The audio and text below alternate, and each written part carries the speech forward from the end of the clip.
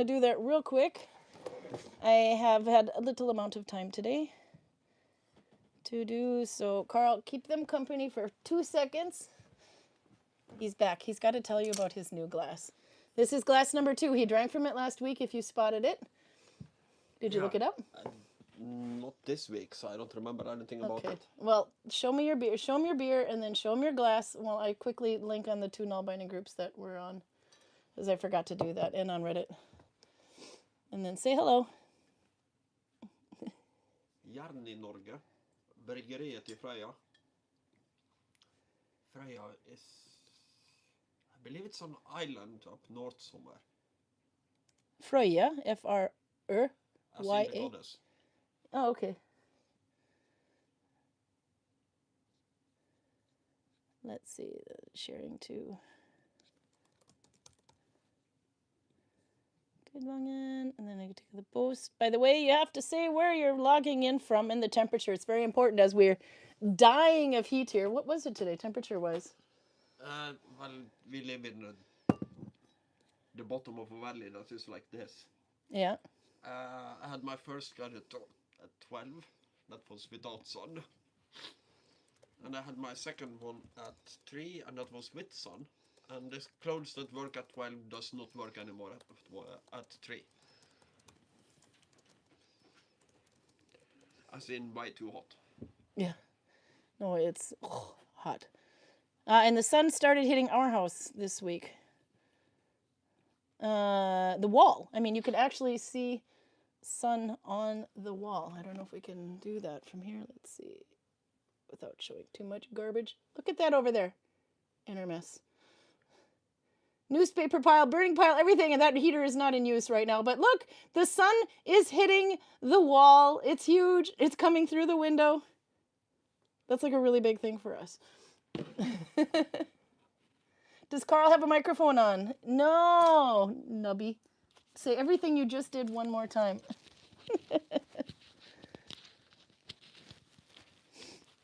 Well spotted, by the way. Hello, darlings, says Torben. Ah.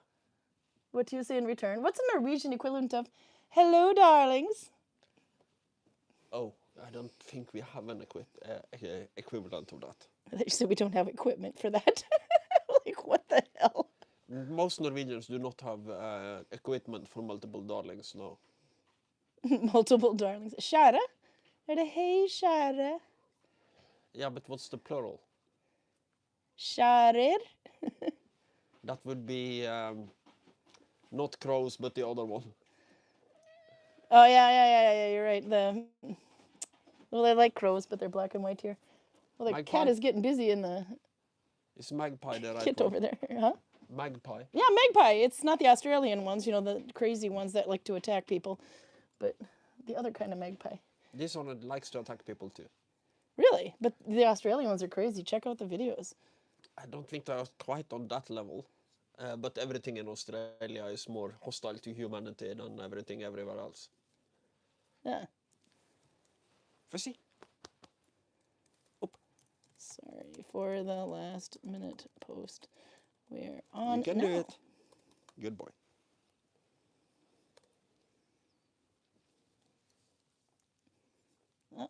Chris, great. I hit the thing wrong. Okay. So now to say hi. See who's here, and mute my mic, mute my computer. I didn't get to post on Reddit or anything, but it'll be as it is. If they're subscribed to the channel, they got a notice the second I posted it or created anyway, which was about 2 minutes after we closed the village. Yeah, we're open full hours, full days now. We're open from 10 to 6, which is why Karl and I are stressed because we had to get home first. Basically, we don't have a ride later. But yeah, how is it? How are you enjoying the summer hours now, 10 to 6? No longer from 10:30 to 2. I like it better, generally speaking. Yeah? How is it though? I mean, how was it having people? Are there more people coming in after 2 now, or? Well, since nobody came in after 2 because we closed at 2. There No, is now. Well, I mean, more. Is there enough people coming in after 2? Do you think that it's? Not yet. It's not really. If you're thinking economical, it's not viable yet. Yeah. But I would expect that to change during Easter. and we kind of need a little bit of wind-up time to get used to it. Did you see, we had a rally in, I think it was from France today? You had a what now? We had a rally. It's a car rally. I don't know how many cars were in it, but these ones, usually it's just a bunch of cars and some will have like a little bumper sticker or something on it, and they're traveling from wherever the heck. So in this one, it was either France or French or France or Belgium or Switzerland, somewhere with French-speaking population anyway.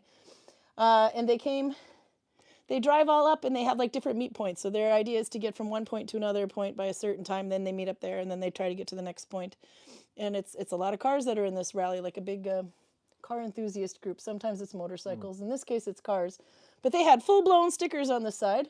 And it said something equivalent to the barbarians in French. And it had this outline of Vikings with horns on their helmets and, you know, the extra tires on the roof of their car just in case something happens. And they're kind of camping and driving the whole way as a big group. I thought that was a little early, but nope. All French people are barbarians, so it's pretty apt. Said the Viking from Norway. Yeah, no, me too. Yeah. You have different definitions of the word, but the original one is non-Greek speakers are barbarians. Non-Greek speakers are barbarians, okay. So you're not picking on anybody in particular this... I'm picking on everybody but the Greeks. Everybody but the Greeks, okay. All right, to say hello. Nella is here from Finland. Albert's in here from Norway. Albert brought a Polish beer and Thai beer today. What did you buy? You got... Well, we got this at Vinmonopolis. That means it's going to be stronger than 4.7. It's 12%. That ought to be good. Called Jedinorog Imperial Stout from Fröja Bryggeria.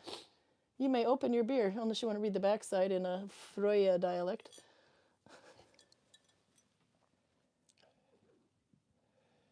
Jedinorog, enhjørning på norsk, var et russisk krigsskip som forliste i en storm ved Sæbuøya i Hitra i 1760. 130 av mannskapet og 3 norske loser omkom i ulykken. Skipsvraket ligger fortsatt ved Sæbuodden. Okay, so that was your Norwegian test for the day. Raymond said it's all Greek to me. So do you want to translate that? I kind of thought that was interesting, actually. Jedinorog, unicorn in Norwegian, was a Russian warship that... Cats are fighting. Sorry. Went under. What'd you say? Forliste. It was lost at sea? Or? Lost at sea, yes. Yeah. But it's basically... It's not exactly lost, we know where it is. No, everybody died. well, Swedish has jag är förlist, I am without hope, or I am... Yeah, that would be very common. Abandoned? It would be so common for a Swedish person to There's say. There's a song called Jag är förlist by Nordman. Yes, it's probably the national anthem. Jesus. So Sweden's the country you're picking on today. Every country but the Greeks today. Okay, the Greeks win. Way to go, Raymond. That went under during a storm on Sæbuøya in Hitra in 1760. 130 crew members and 3 Norwegian pilots, sea pilots, died in the accident. The wreck of the ship is still at the Sæbuodden, Sæbu Peak. Yeah. Okay, well, open it up. It's an Imperial Stout, so that should be good, I would think. And your glass, I can look it up and see what... This was his glass, by the way. Notice that the blue was added on after. By the way, good news for Australia, the place that you can see they're kind of like bumped out there, maybe. You can hear it. Yeah. But this one, I saw how they were doing it in one of these glass blowing shows. The one that was called Blåside, or was it? I forget what it's called in English. But anyway, in order to do this pattern, they had to do like a bunch of... Here you go. They had to do a bunch of straws. Strong smell of yeast. Yeah, that could be good. Now they make a bunch of these glass rods, put them together like that, and then they roll them up around the thing, and then the way, then they start twisting it from there and to get it to go back on. Yeah, so anyway, it just gets twisted around all these little reeds. And when you hold it up like that and look through it, it looks like they're crossing each other. It was a cool technique. Let's see if I can find that one for you. I forget where that one is from. But it has a nice height to it, actually.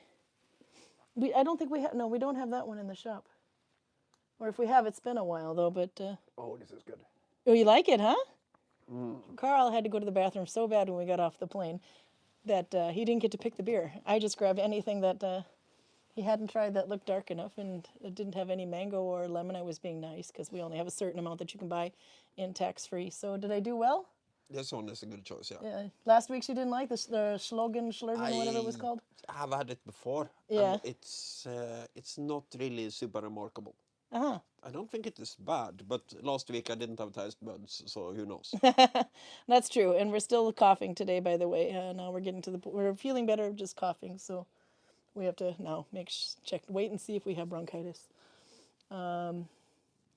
But one of the telltale signs of worry and bronchitis would be the color of the stuff you cough up, and I'm on the allergy side of the bad spectrum. Okay. There you go. It's a Frankisk Pokal, or a Frankish Pokal. Yeah, right. I remember we reading up on this. It's Frankish, but from a weird time. Yep, from the Champagne, the 400th century. That's what the 400th century. It says 400-talet, so that's 400 Yes. to 500. Yeah, Fifth that would century, be 5th basically. century, yes. Yeah, sorry, not 400th century. And the weird thing with that is that that's the time when the Franks kind of show up in that area. That was kind of cool at the bottom, too. And the Franks didn't take a big chunk of the Roman Empire by being terrific glassblowers. They did it by being You can see that. warriors. So I'm having trouble accepting that this glass is Frankish and not Roman. But I would assume that the people who tell scan glass what something is right about it. It just sounds odd to me. Because it's a weird way of thinking that, we have finally broken the Roman legions. We have taken away one of their most valuable provinces. Boys, let's sit down and blow some glass. I can't really see that, but you have some years at the tail end of the 400s when you pretty much are at peace and you can blow glass if you want to. By the way, I think I might have mentioned it half a second ago and forgot already. I was going to say, for Nikki and those who are, and Raymond and all those who are near the Upside Down land, by the way, geez, the cats are just going ape. They were fine, and then we went on YouTube, and then they're like... This one is fine. Well, look at that one. He's attacking a string. Yes, he is. Full-blown attacking it. Yeah. At least it's not electrical. Anyway, but apparently they have some... the one you think is annoying. Yeah, he's the annoying one. Look at him over there, being annoying. Smile for the camera. I'm always nice. And then as soon as you turn away... But, apparently the people that make these glass also have distributors in Australia, not New Zealand, but which is a little bit closer when you're coming to think of shipping charges and stuff, because it would cost almost more than the price of the glass just to send it from here all the way to Australia. But anyway, if you needed to know, I can get you in touch with our supplier if you're from that far away. Okay, anyway, Torben had something really nice to say about your beer. For Lise to Sink. Yeah, of course. Yep, and Anne got that one too, and she's from Belgium. Yep. Sink. Let's see, Torben said, 14 Russian sailors survived and made it to shore, and he met the locals, and then the Russian sailors stopped surviving. And then Robert thought that was a wonderful way of putting it. Sorry, try not to cough in the microphones, but... and then Torben, let's see, Raymond said 400th century. Was that brewed by Morlocks of Eloy? Absolutely. That's a great movie, by the way. The Magic Time Machine, if you haven't seen it. And watch the old one, not the new one. Watch the one from the... Oh, God, I don't know. I think it was colorized. It's that old. Do you remember? You're talking about the Time Machine. The Magic Time Machine or the Time Machine? I forget what it's called. Nope, it's... The The Magic Time Machine, I think, is the place that we ate at in Texas, which is really quite cool too, by the way. That was not, you didn't, but I haven't been to it's a book by Texas. H.G. Wells, The Time Machine, and it was done into a movie. It was remade in 2002, but that's not the, I don't know, I haven't even watched that one, so I really shouldn't critique it. But the original is in 1960. That was really good. I was afraid of those little Morlocks when I was a kid. Now they remind me of the torturer in The Princess Bride, the white hair that talks like this, and he realizes he just has to clean his throat. Okay. We're going to get onto the Stitch here soon, but at first I'll catch up real quick in chat. Yes, so, and Anne's here from Belgium, Arlene's here from Canada, Garcia's here for Cats and Creativity, coming in from Holland. Robert's here from Scotland. We had some Scottish people here today, but they were in the west, the furthest west. Yeah, they were fun. They were a lot of fun, yeah. I had them on my tour. Yep. Max is here. You're in Finland, I believe. Sorry if I didn't make it last week. My family and I went to Great Wolf Lodge Water Park. Oh, God, that sounds like fun. That's a good excuse, I think. Let's see. Who else we got? Kaya's here, your sister, coming in from Tybrind, Norway. And then Raymond's here from Upside Down. The Aussie Magpies are friendly for 10 months of the year, crazy for 2 months. Oh, they're famous. I'm not kidding. Look them up. The video's on YouTube. That's pretty good for an Australian, isn't it? Yeah, it's pretty good. Everything else is deadly there, even the magpies. And people. And the people are deadly too. I mean, this is a vicious bunny. He's got nasty, big, pointy teeth. That thing's a killer. Ashley's here. Kansas. And let's see. Raymond and your Maggies are just like the Canadian geese here. Oh, yeah, my God, the Canadian geese in Duluth. They have them here as well. But I remember we would see them in the parks all the time. There was this graveyard behind us with this really nice pond, and we used to go and hang out there. I've seen them in the Oslo area, but I haven't seen them here. Oh, they were in Northfjordeid too. They were in, well, they're all over in the Oslo area. But no, you're right. I haven't seen them in Gudvangen. That might have been in Voss, maybe. Actually, I wonder about that. I never thought about that. We have swans. Yeah, we got swans. We got swans everywhere. But I didn't think about that. The Canadian geese I don't see in the valley, and I'm not so sure if I did see them in Voss, maybe Bergen, but is it too? I don't think so. I don't remember mountainous having over seen here. them in Bergen. I never thought about that. I've seen them in and around Oslo. Yeah, I mean in Duluth we got them like squirrels at certain times of year. They're just mass amounts of them. And we saw there's lots in Oslo area. Yeah, but Oslo. We saw a lot of them in St. Paul when we were there. Yep. Yeah. But those guys, if you get too close, man, don't do it. Well, it's basically like getting too close to a swan as well. The cat almost surfed. He will manage to get that thing on the ground. Yep. Elf is back again. Welcome back. I am late. I was making a cake for a baby girl. She turns 18 soon. Oh, what a great thing. Can you make mine for my 16-year-olds? I hate baking. Well, that was really good. Grounded was another suggestion for Lyst. Torben says Torben's checking in from Loftus, Norway. He says, we have lovely weather, but I ran out of black primer, so the world is boring and unpainted miniatures is multiplying. He's been painting a lot. How much did you get painted? No, I'm adding to it in the other Yeah, end. do your quick show and tell. We're going to get to the Stitch too, though. I'll keep reading while you get your stash. Oh, yeah. Oh, it's backwards. Hang on a minute. We got to do the turn thing. There we go. He got a kill team box. Yes. Brutal and cunning.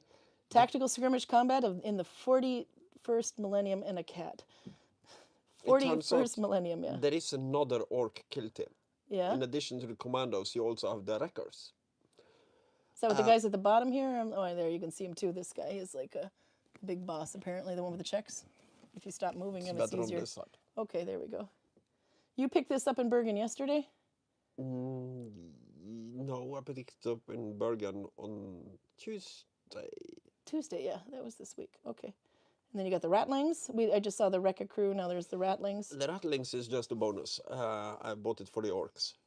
Nice. Do you do TTRPG or just paint the minis? We do tabletop role playing, but we don't use the miniatures for that normally. The miniatures are for the actual board game of Kill Team. You could obviously use them if you needed to kind of illustrate where things are in relation to each other in a role-playing game. But normally, this might be just my ego talking, but normally I think I have enough, I'm good enough to explain things that people that pay attention. Not me. Now, it's funny, her kids are so much better at paying attention to this kind of thing Yeah, than but I she didn't is. think character creation would last 3 hours.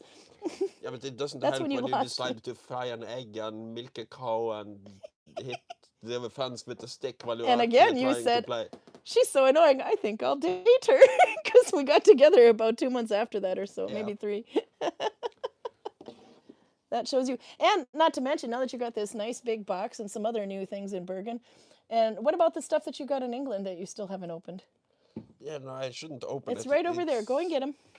Show them off. No, we don't have to bring out every orc we have lying around, woman. We got skulls. People like your orcs. We have some more things. But the important thing right now is to have at least... I kind of farmed out the work, so now I have one kill team that is almost fully painted. It's just a little bit of detail work left. But that's not the one I painted myself, it's the box I gave to Torbjörn. Yeah, I saw you there. You're getting sneaky now. You are getting the neighbors to paint your crap for you. Yeah, no, he just wants to play. So Yeah. And then you got Torben who just wants to paint. So this is the Kazakin kill team. And so next time we play, I'll probably be playing with them. Yep. And aside from them being some kind of Imperial Stormtroop specialists, Special Forces thingamajig, I don't know anything about them. Oh, Elf likes this one. Yeah, in combat I need to physically see it, so maps, minis, charts, etc. are really help. I kind of like that. Yeah. Yeah, no, it would be very helpful for some people, I'm sure. Albert said I saw a fox on his way home from work today, and also I saw a stout. A stout. I think you mean a stag, but I saw a stout today. Yeah, I'm being a dick. oh, it's so good and it's 12%. This might actually kill me if I get enough of it. Okay, well, you'll have to remember, for the ones that are wondering, this is the one Karl thought was really good. This It is backwards. Sorry. Norwegian bear that not only competes with the Belgian ones, but it's actually competing with the Lithuanian ones. Really? Okay, then maybe it is worth turning the camera forward here. Let's see. Oops, I didn't turn it. There you go. This is the one he's dying for. It looks like Jetted Narog, but what a Yeti Norog? Imperial Stout. Freybrigger, And I still have no idea what he's talking about, says Anne. That's about the gaming, I'm guessing. There was a little bit more gaming on there. Just turn the camera back again. Okay. Albert also said, I'm getting a new kill team box, Blood and Zeal. And Robert says, Theater of the Mind for me. Okay, then let's see. I'll catch up a little bit here. Yeah, so Kaya is here, and she's got sun down there as well, in the southern part of Norway. Well, much more south than we are anyway. James Steele is here. I'm working on hand sewing. I know what that is, James. I know what hand sewing is. Every week he stumps me, but this time I know how to do hand sewing. I just had to celebrate. I know. I always have to Google. Yay! So the poor guy had to do simpler and simpler things every week until he came to something that you actually knew. Yep. No, I got this.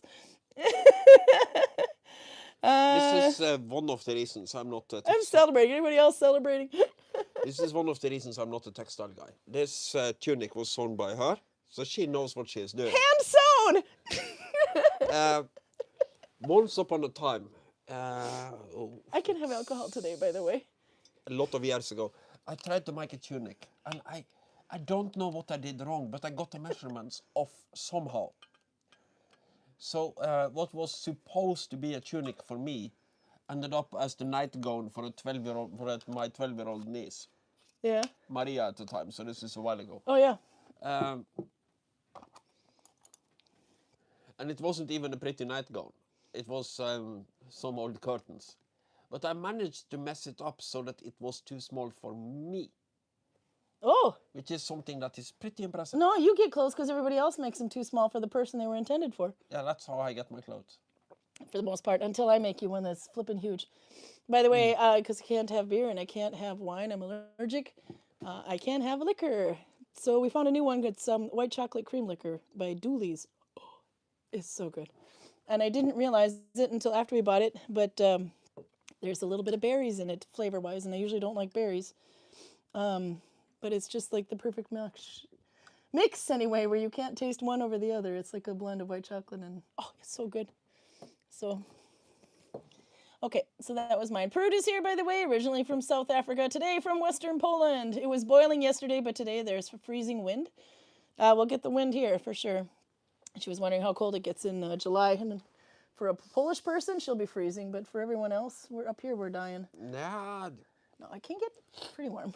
it's a Norwegian winter is milder than Yeah, some but Polish Gudvangen, though, not Oslo. winters. Yeah, no, I got it. Gudvangen has like an ocean effect, but or valley. Yeah, Gudvangen, Voss would be Polish cold.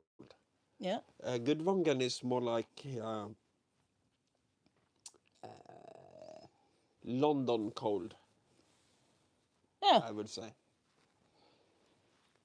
Yeah, yeah, maybe. Yeah, it's not as cold as Duluth, but London maybe. Yeah.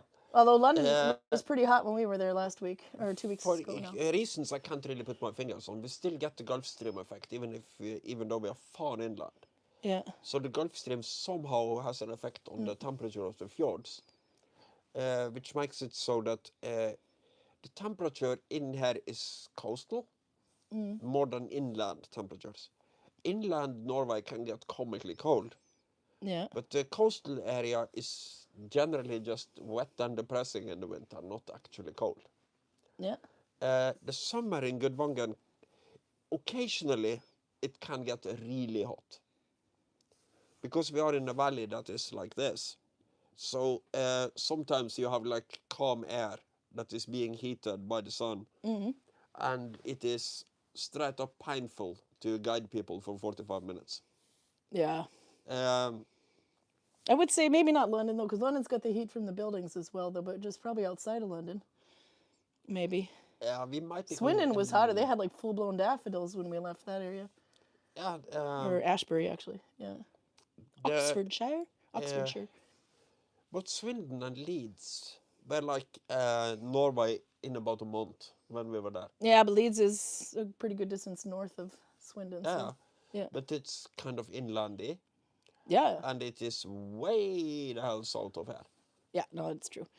I noticed we didn't need jackets. I brought like a sweater and a hoodie to use as a jacket the whole way there, thinking I'm going to be too hot for a jacket. I think I used one of the two things. That's kind of a funny thing when I'm dealing with tourists in Gudvangen. The people from the really hot places know that Norway is cold, so they have to dress hot. People from really Warm, yeah. cold places, like for that matter, Poland and Russia, Yeah. have a tendency to think that, Norway, very hot compared to home. So they show up in miniskirts. They do, actually. It's weird. Even the men. No, I'm just kidding. I haven't seen that yet, but That can be arranged. Okay, let's see. Nella says, even bears don't havoc all the time. Sometimes they eat the lingonberry. We have that in Duluth, too. We have the black bears, though. But I do love that video that's like all over the place on YouTube with the guy screaming, "Perkele," the bear. He starts banging on the window because the bear is going after his garbage bag. And I think the guy sounds literally, because he's Finnish, so he sounds like, I mean, his Finnish is just like a dog barking. The sound is almost identical. It's it's one of my Finnish favorite. only has two modes: bored and angry. Oh, so you're pissing off the Finnish now. We got two of them I on here at said least. everybody but the Greeks. Oh, okay. Everybody but the Greeks you're picking on Do you today. have any All right. Greeks? No, but Raymond was referring to them. Let's see. Torben says this is because the ship sinks. Oh, we already did that part. That's how it is in the old days. Oh, wait a minute. This is because if a ship sinks and nobody survives, it's finders keepers when it comes to retrieving the cargo. But if one or more survives, then one can't keep the retrieved cargo. Oh yeah, no, kill them all then. Or that's how it used to be in the olden days. That is actually Yeah. true. Is that one of the spinning rings? Oh, Maybe on the wall. Yeah, the these are. This is drop spindle. drop spindle. Yeah. There is a poem by, I'll sneakily Google it, by a Norwegian poet called Jakob Sande about a brig. That's a type of ship Yeah. that ran aground somewhere on Stad. That's The peninsula, STADT. I now live in the county of Stad, but Stad is from Selje. It would be the people on the other side of the mountain, the uncivilized barbarians. I'll see if I can find a poem because it is funny. It's basically about how this ship ran aground, and then the people who own the ship come to the area to find out what happened to the ship. And then it turns out that every little thing that could theoretically be stolen from a ship has been stolen by the locals, and they are using it for something or another. So the bell is in the church, and everything is spread all around because they like to steal stuff. Yeah. By the way, see, they understand me. Elf is sitting there going, she knew, so excited. And Maria says, I still have no idea what you're talking about. That was back to the gaming thing. And then Raymond is asking, Albert, you saw a stoat? It was a stoat, he said. Here I'm thinking maybe he meant a stag, this big majestic. No, stoat. It's like, they're so cute, though. We had a, what is his, Mikkelsen, what the heck is his job called? Anyway, the guy that, well, he skins, not necessarily, maybe he could be a taxidermist as far as I know. I don't know if he recreates the animal, but anyway, he, Garvid. Tanner, thank you. He's a tanner, anyway. But one of the things he had come across a bunch was these little stoats, and they're in the weasel family, I believe, or ferret family, or however you want to call it. So my kids wanted to get a little pelt from him, and these were like these really cheap small things that, and I thought, okay, you get those. They're much cheaper than the big. I wouldn't let him get a fox for example. So my kids each get ones, and they're, I think, about 7 years old at this time. And then their two friends, their Viking friends that they had made that market, also got one. And then they found these big long sticks to use as a staff, and they put the stoat pelt on the top and walking around, and they were officially the stoat gang. They were quite outlawed, those stoats. There's 4 girls walking around in Viking dresses with these stoats on the top of a spike. I think I still have those, by the way. I am Weasel, says Torben. Let's see. By the way, Roger's here in Huntington Beach. So I'm assuming Nolvia's here as well, so got to say hi to them. Reddy's here. I wonder what Karin and Karl consider really hot, says Raymond. It's like 9 today. I'm dying. Are you talking temperature-wise? Celsius. Yeah, no, it's like, look, definition? my face is just... Oh, yeah. Yeah, no. Well, Karl clearly he prefers middle-aged, overweight women with an American accent, slightly feral. Is that what you think is hot? Generally, I think we consider each other to be hot. They're damn fine. Back off, ladies. He's mine. Okay, I gotta show a stitch here now because Raymond has actually posted all these different Stitch of the Month so far for 2025. January was Telemark. February was over turn under F1B1 doesn't have a name. March was Polyarvi, which is Russian 1 + 2 + 2, and today is going to be Tybrind Vig. And the color of the month is rainbow because we wanted to do Autism Awareness, which was a popular request and thought we should.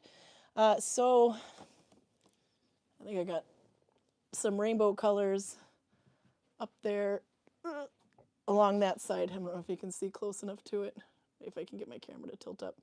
There I have some rainbow colors I could do, but you could also create a rainbow color just by changing the colors in your project. So, let's see if I can show this stitch here. I just have to clean a spot off for it. Are you still Googling, or do you want to announce something before I do this? Whatever it is you're Googling, Karl. I'm just trying to find a poem. Oh, well, good. Then you have some time to do it. Okay, so Tybrind Vig. Thank you, Sally Pointer, for giving me renewed interest in this stitch. This is actually, I never actually did this stitch before. Didn't even think of what it actually was. Let's see if I can turn my gimbal so it's going a different way. There.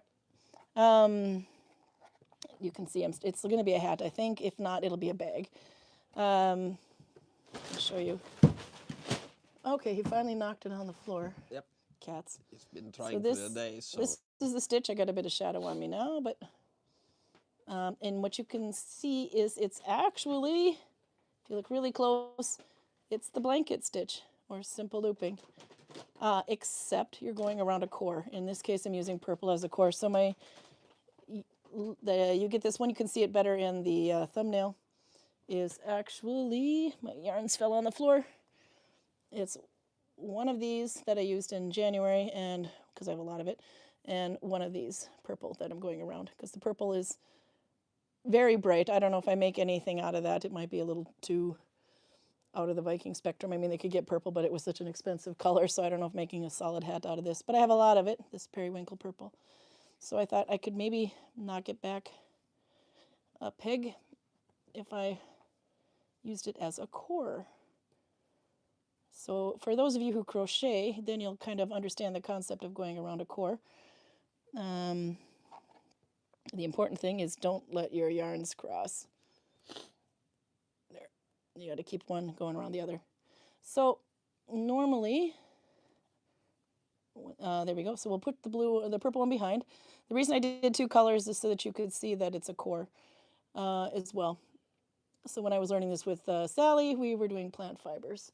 I'm doing basket. This is there was a fragment found in Tybrind Vig, which I actually had to look this one up just to make sure I had my facts straight.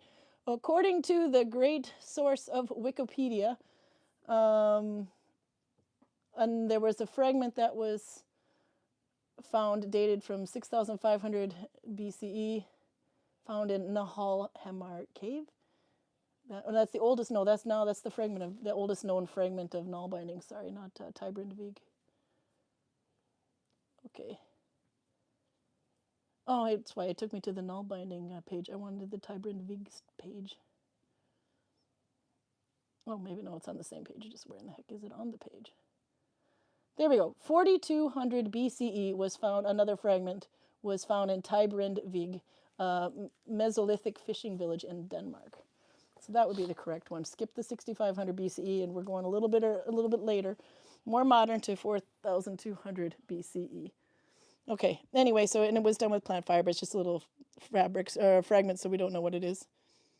Full of mud, of course. Anyway, but you're doing the blanket stitch. So if I did not have this purple one here, you could see this is my next loop. I've been in this one. It's real easy to see. So before this post, so after this post, then I got to go in. So you just do this and go in front of the string behind and pull straight up, and that's your stitch. And you're going to have to eye tension this one. But Tybrind Vig goes around a core.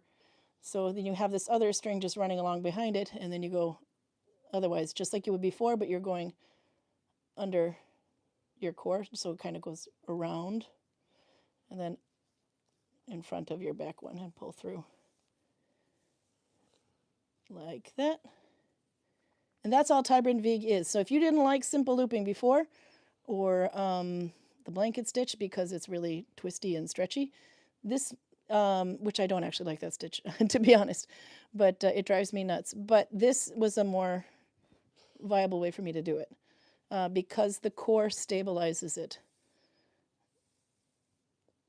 So you can see that it won't stretch it doesn't stretch at all because it only will stretch as much as the core does. No, we're not early, but we did have daylight savings. So on the 30th, I didn't think about that. I think we were 3 weeks behind other parts of the world. I believe they changed theirs towards the beginning of the month, and we did change our clocks on the 30th, but we've been going for 2 hours every time, so some people didn't notice. But it took me a while to realize it, too, because I thought some people were coming in late, and they didn't realize they were late, but, that's okay when you're babbling on for 2 hours. But no, we just had I was actually almost late today, so it's 7:09 here right now. But we'll be on a little bit too. PJ says our clocks went forward too. I thought your 6:30 was now our 6:30. Ah, it'll confuse everyone, but you can always Google what time is it in Norway, and then it'll come up. But I didn't think about, if I had thought about the daylight savings ahead of time, I would have announced it. Ooh, gotta clean my fingernails.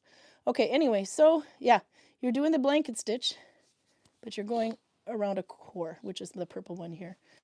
So if you are not sure which loop you've been in, it's a little bit more obvious to see with this stitch because you have your previous stitch, the post from the line below, from the one below, and then then you make your stitch.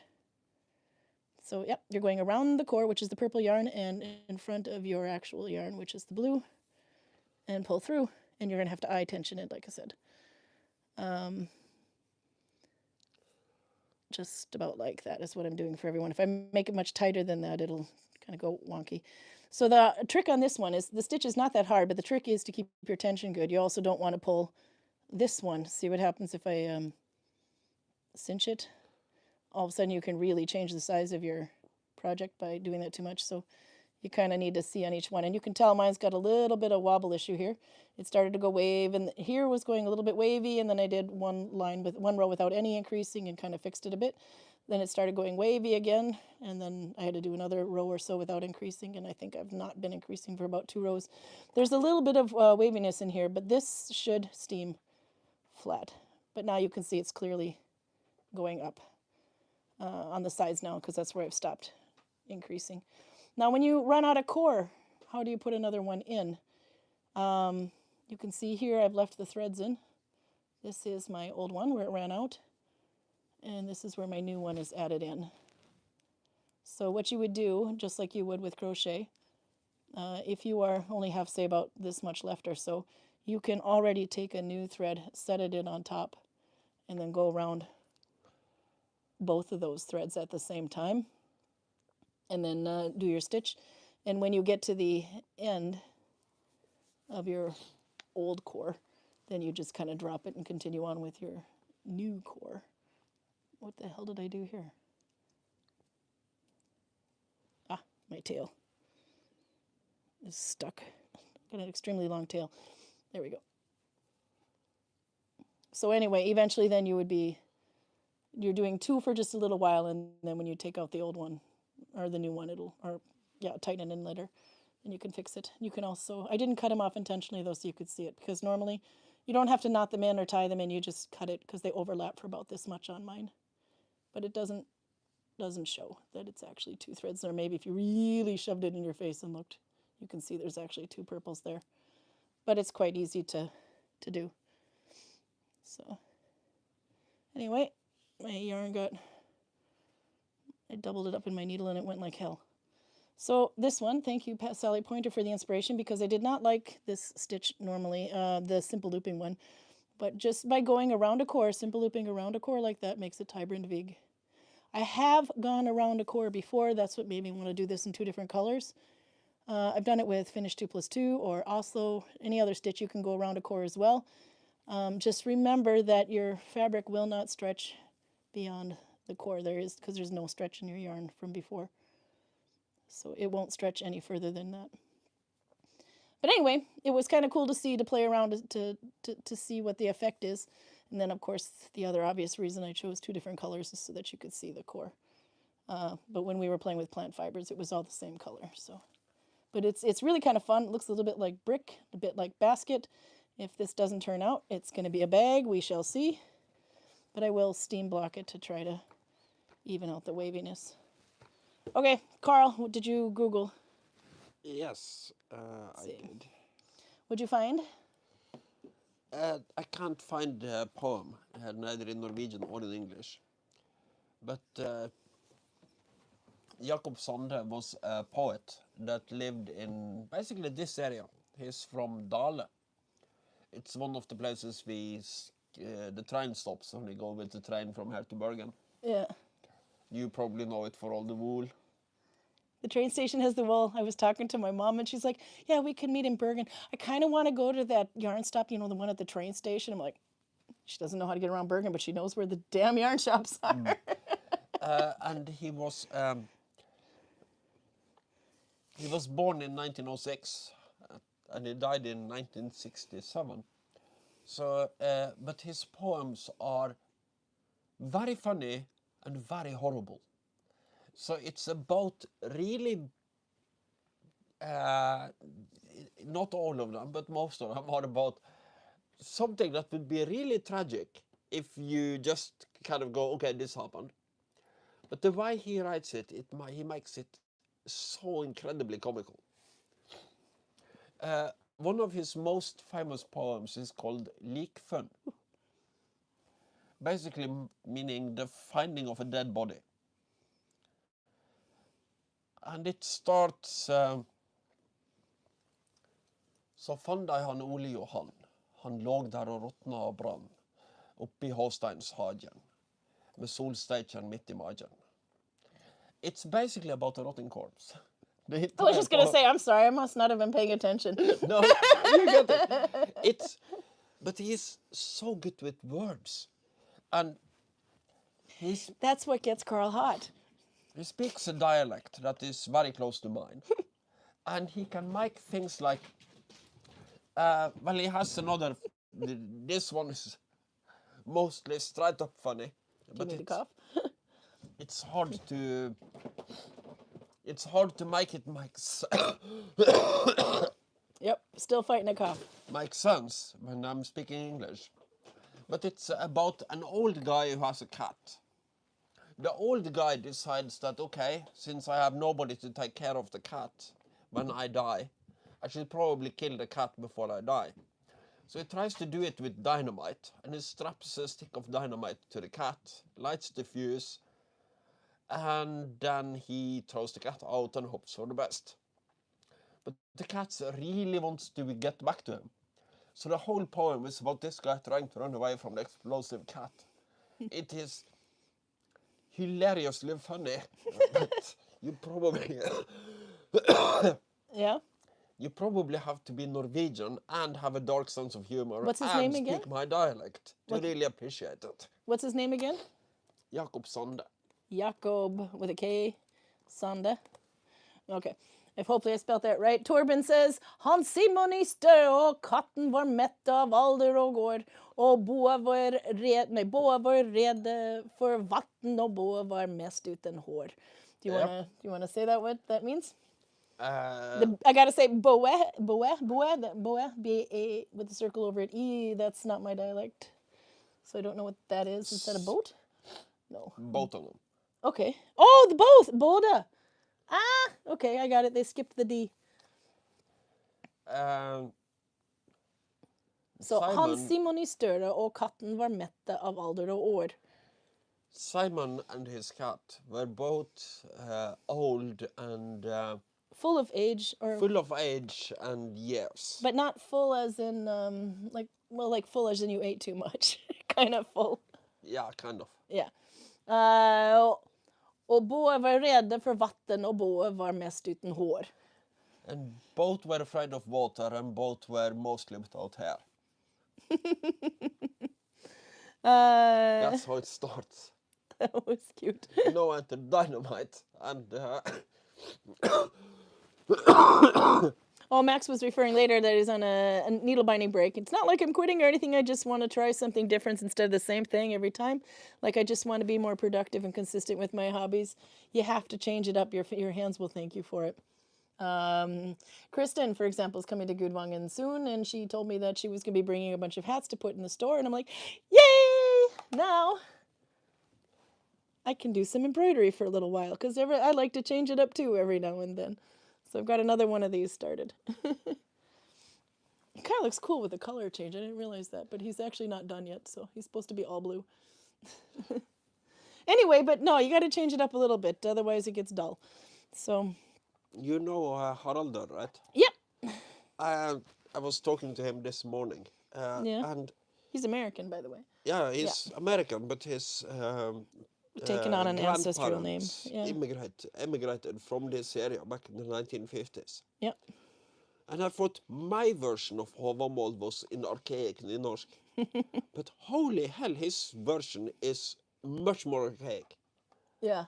And But he's learned it from, I mean, when his grandparents came over, whatever that means. yeah, the way I understand it, his grandmother just refused to stop speaking Norwegian. So And then she brought an old Norwegian with her too. she speaks Norwegian as people did in this area, in the rural part of this area back in the 50s. Yeah. And even nynorsk has changed enormously since then. Yeah. So it sounds... Just since the 90s, it's changed a bit. It sounds so incredibly archaic. Yeah. But it's perfect for things like the Håvamål. Yeah, yeah. It's like, I kind of sitting like this and going, okay, which verse is this? Oh, it's that verse. Because I know the poem. But his version of it is a type of nynorsk that is closer to Old Norse than what I'm actually speaking. Tybrind Vig, how would this stitch work for socks? I wouldn't do it. I don't know if you can see through it a bit. Maybe if I had it this way. Let's see. Turn the camera down. Doesn't matter if your socks are see-through. No, but I think it would. I think they would wear holes quite quickly. You see what I mean there? Maybe if I pulled them much tighter. But also there's no stretch because your core, the yarn cannot stretch more than the core. So there'd be like zero stretch in it. So that's another reason, by the way, why this hat is really big. I was trying to make it much bigger. Now I see with my hand on it, it's actually not as big as I think, because it won't be able to stretch over your head. It'll just kind of sit like a piece of cloth on your head. So something to take into consideration with projects. So realistically, it would make a really great basket or a bag anyway. So you could kind of just, the round start was easy enough too, by the way. It's just the same. But maybe start with something like a bag and just to get used to the sizing and see how much it changes, because on a bag it doesn't really matter. It could look like a gourd. Let's see. Okay, that was a question I needed to answer real quick, and then we'll put it back down here. There's some more in the chat here that we're missing. No, so definitely you're not a quitter, Max. You're just changing it up, and your wrists will thank you for that, actually. Torben says, alt men, more with the poem. Alt med en åre tok ende, så tenkte vel Karlen med seg, anyway, at han var den beste kan hende, og fist sendt katten i veg. Og alt med en åre tok ende, så tenkte vel katten med seg. You want to say? As the years drew to an end, the old guy thought to himself that it would probably be for the best if I first send the cat in to the wall. Next life. I thought on his way, yeah. I'd just send a cat on his way, yeah. At her var det beste kan hende, og fist sendte katten i veien. Yeah, this was the best thing that could happen, and sent the cat on his way. PJ said, I finished my Feral Oil glove last. Oh, way to go. Yeah. At last, and I wonder, how would you work? How would this work with socks? Yeah, that's where I got the sock question. By the way, Raymond had a bit of a crisis. I didn't realize. He's not having a good month. Maybe, well, April's a new month, so it can only get better, right? Let's see. During the week, got an SMS on my phone at 5 a.m., had to evacuate because of fire. It was scary and worrying and hard to leave my yarn stash behind. No, exactly. I mean, everything else, but not the yarn. And then you got to worry about smoke, but you can try to air it out anyway, or boil it and air it anyway. And so we're all very concerned about his yarn stash, but he said, yes, okay, it was all right. It was okay. The yarn was okay. And the house, but the yarn was okay. Most important that the yarn is okay. House second. But wow, I didn't realize there was, yeah. I don't think yarn is even on my list. No, yours is the kill team. No, it's cat, girlfriend, weapons. Aww. In that order.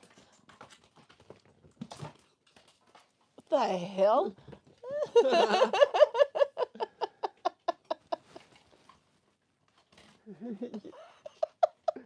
You're not good at that. No, the other one's the climber. That one's just the bastard. I've never seen two of them try to climb up there. Simon, this cat's run in on cue. Och det var bäst att sända katter iväg. It was a good idea to send the cats on the way. No, he has a lot of poems like that. The one about the ship up at Stad. The only reason I know about it is because I'm local. And I once went to school with a guy from that area. Yeah. And he pointed out to me, which is absolutely correct, that the first Killing a time paper bag. is that my ancestors, the people from Sverige, Yeah. are mentioned in any history book, is the Acta.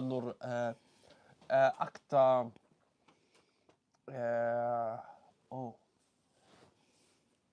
It's about the saints of the Selja Island, which are basically Irish people that get to the Selja Island. And then they are killed because my ancestors, How's that the beer? 12%, you say? pagan farmers of the mainland, is concerned that these people might be stealing our sheep. And if they live on that island, I can guarantee you they are absolutely stealing sheep because there is nothing else to live on that island. So if all of a sudden a bunch of Irish people show up on a barren island near you, they are stealing your sheep. There is no shame in telling that to the ruling king at the time.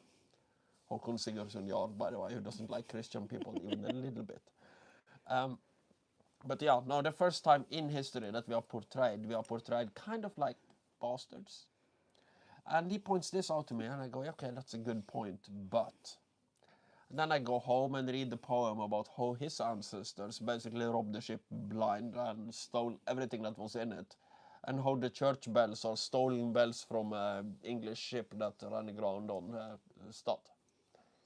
Which may or may not be true. But it's most likely true. Because they steal shit. By the way, Nella comes up with a point here too. I should probably read. I don't. No, she doesn't think it would be good for socks either because you have to stretch to get them on and off. She also wouldn't call it Tybrind Vig as it is very universal and of living tradition in several cultures, but not Denmark or North Atlantic. No, also I never even thought of what the Tybrind stitch was actually. It was Sally's class, and of course when we were learning it. I wonder if I still have it. We were doing it with plant fiber, although in this case we actually used jute first just to get used to it. Later on you can use your cordage. And I think I have it in here. Maybe. Yes, I do. So this would be a little bit more true. Now it's mirrored, of course. This is doubled up and flat, but you can see I have a little shape. Actually, my shape isn't too bad here. But somewhere around halfway it starts to kind of go in a little bit because my tension changed. But this is, looks, there's something inside here right now, so it's sitting funny, but it's kind of a flat base. There you can see in the middle there's two threads going around. So, I don't know, in honor of her I'm calling it the Tybrind Vig, but that doesn't mean that's the name of the stitch, no. It's basically simple looping around a core. But this is one of those things that could have lots of names, and Tybrind Vig it might be one of those things that would have a lot of name. But this is with jute. That one. But you can see, yeah, it's tensioning is, I wish I could get it straight out, but if you look mostly on this side, you'll see there's a tension issue.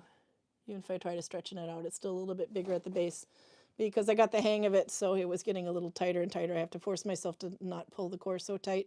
It's possible I could try to loosen it further down and then retension it to fix the tension a bit because the stitch simple looping in itself has a lot of stretch, like way a lot of stretch compared. But once you put the core in, it tightens up. So I think I might actually go back and adjust it. It's like the last 8 rows or so is getting tighter than the bottom. You can see the bottom stretches out much more. Did I innuendo? No, it's the bottom stretches all the way more, it's true. So there you go. Okay. No, but you could call it simple looping around a core. That would be fine too. Oh yeah, I'm part Irish, says PJ, about 52%. Did you mock the Irish? Not yet, but I'll come up with something. God. Roger says, Viking men come on ships at night to steal your sheep. I might.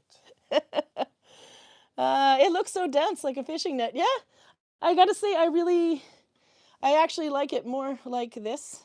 Again, hard to see, maybe if I hold it just so you can see one single row. I think I like it more like this than like this, but it all depends what you're going to do with it, really. For the bag, I'd probably do this, but I got to say the wool is kind of nice. And it's very light. It's not very heavy. So it could make a nice hat. It's got to be, you could do this with raffia, by the way. Raffia would be a nice way to do it, or straw or something too. But I think it would make a nice sun hat. Different fiber. You know, if you used raffia, it would be much more stiff too. So, sky's the limit. The really dense hat that is on display in the textile house, textile station. What technique is that? Because it feels different from all the other. What was the question again? I was reading. There is a really dense hat in the textile house textile display. Oh, is it the one that's made out of... It's a hat like this, but many, many times more dense. Is it gray, like a natural shape? No, it's multicolored. And oh, that might be one of Liga's. Liga has... It's just... she probably did Maman. She likes to do Maman stitch, so that's over 3 loops instead of 2. There they go again.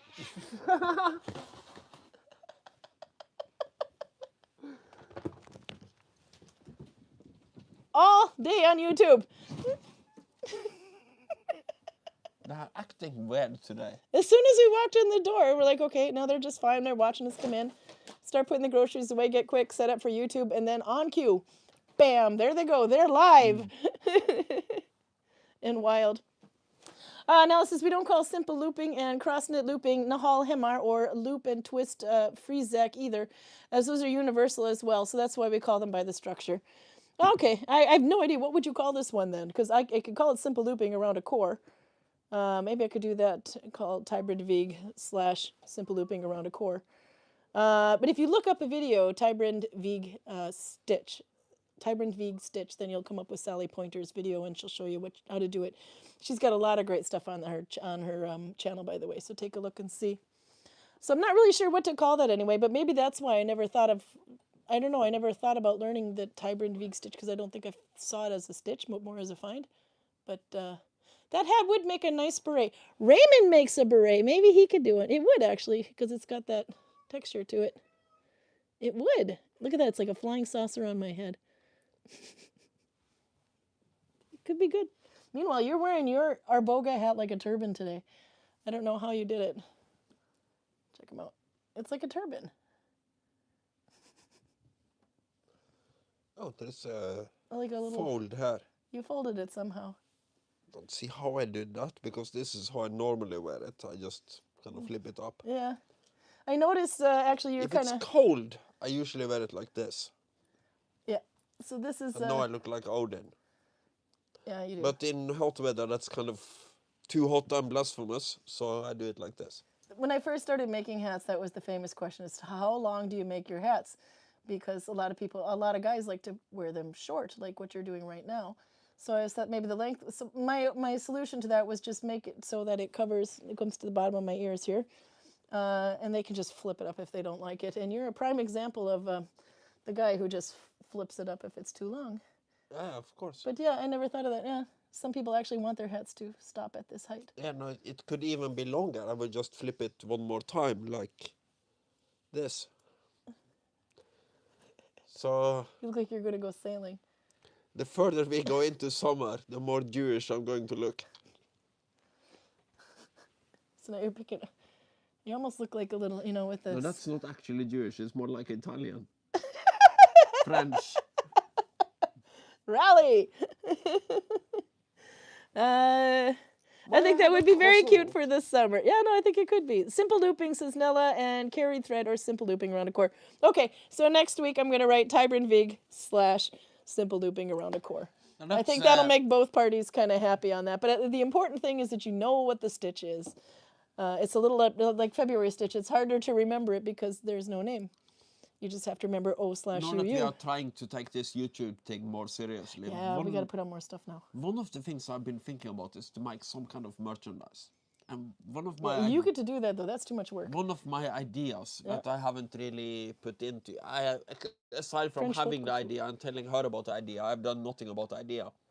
Is to have some kind of hat that has the word feral written on it. and then you flip it like that, and it says semi-domesticated. And if you flip it like this, it says tame. So the hotter it gets, the tamer I become. Because my I just wonder. my great plan with this one is to have a tame American. But sometimes I have Not a gonna feral American, sometimes I have a semi-domesticated American. But I never really have a tame American. So are you picking on the Americans now? I can, but I wasn't really. I was just picking on you.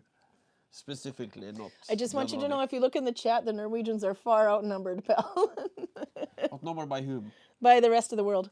Yeah, but which part of the rest of the world? I can just insult the rest of the Well, world generally. we've got Finland, United States, all corners. You've got Canada. You've got Holland.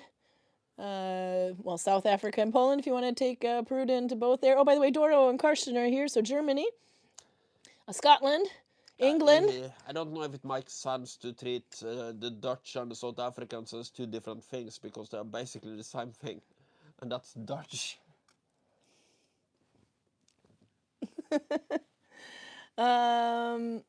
There's nothing else to do except to just smack them at this point. Oh, by the way, back to the Russian miniskirts. But are the Russian miniskirt ladies cold, though? Because I think they're dressing like that at home as well. Like in St. Petersburg is like as far north as Oslo or something, and Moscow is further south. That was Radisby who asked that question. I missed it. Yeah, they don't generally seem cold. But I also don't really follow guided tours, and I don't really stay in the village for a long time. They throw axes surprisingly good. So do the Minnesotans, though. They shoot bow and arrows surprisingly bad, and then they run back in to the shop and shop. And those girls can shop. Oh my God! Yeah, tell the story about the one going through the village. Because this was when it was a market, so there was actually there was like stalls at every house in between the houses or something. When that one came through. I'm not familiar with Was it helicopter people, or did they come on their own yacht? It doesn't really matter. It's like, there was a period of time that if a Russian was on vacation in Norway, they were by definition super rich oligarchs. So I had one guy I met in the sea shop when we had the entrance to the village on the opposite end of where we have it today, who basically comes in, and he walks around the shop, then he comes back to me and he looks at the jewelry. And he says, is it silver? And I go, yeah, it's everything you see here is sterling silver. He goes, yes, I want it. And I go, okay, which piece did you want? And he goes, I want all of them. And I go, okay. And then I take out all the silver and give it to him and calculate the price. And the price was pretty high. I don't remember the exact number, but for the sake of argument, let's say it's 8,900 or something like that. And I punch it into the till and I go, okay, that will be 8,900. And he tries to give me 8,900 euros. And I go, no, it's Norwegian kroner, it's a tenth of that. And he goes, okay. They genuinely, really don't care about price. It doesn't matter to them at all. You're getting a little kind of borderline political in chat. It's kind of funny. No, I was thinking of the one that Kristen told. The one that was shopping through Kristen. So Kristen, she was in the house by axe throwing at the time anyway, and this lady just kind of walks in the door, and she doesn't speak a word of English, and she's just very about herself. She just kind of picks up, looks at stuff, throws it on this table, picks up, throws it on a table, picks up stuff, throws it on the table, and just does this multiple times, throws it on a table, and then she just leaves. And Kristen's like, what the hell? And then about a minute later, this sweaty other Russian guy comes into the one, like, have you seen my wife? And she's like, huh? He's like, okay, yeah, I'll buy all this. How much? She was literally going from stall to stall, picking out shit so that the husband could run back after her and just buy everything she put on the table. It probably wasn't her husband. It was probably some kind of servant. Maybe. This is pre-COVID, by the way. So, but that's how they work. Yeah. They shop with an entourage. I believe this was a super yacht. So. But it was just, I mean, this lady knew what she was doing shopping. I'm almost certain about that, because even the most pussy-whipped Russian husband wouldn't put up with this forever. He would just hire a guy to do it for him. That might be what happened, yeah. This woman is my wife. She buys things. You follow her and pay for them. Yeah, I think that's what it was. And it was so funny, though. She just said, I felt bad for the guy. He couldn't keep up with the lady.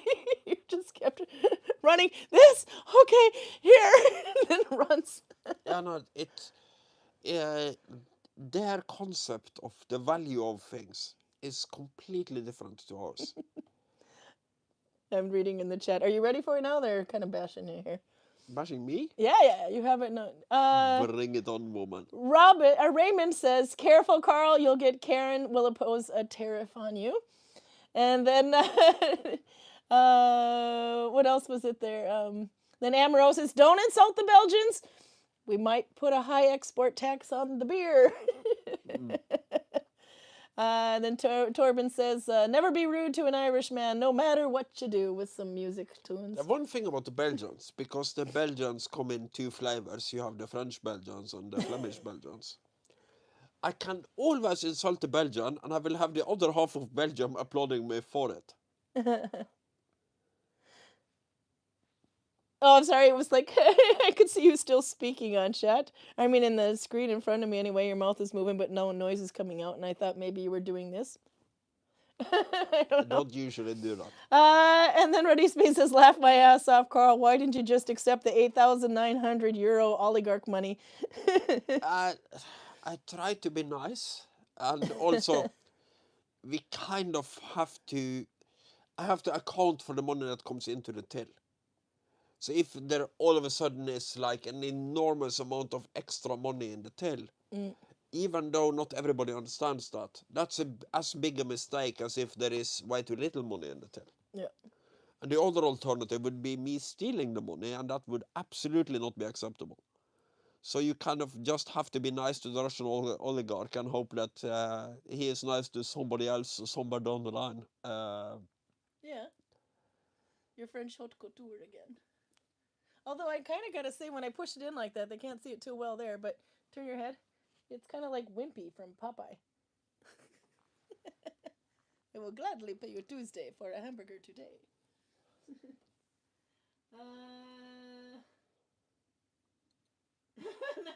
Okay, you really shouldn't. They're all agreeing you should not bash the Irish. By the way, they're all agreeing whatsoever. That's Tour Torben. Leave them alone. And then Max says, you're not wrong.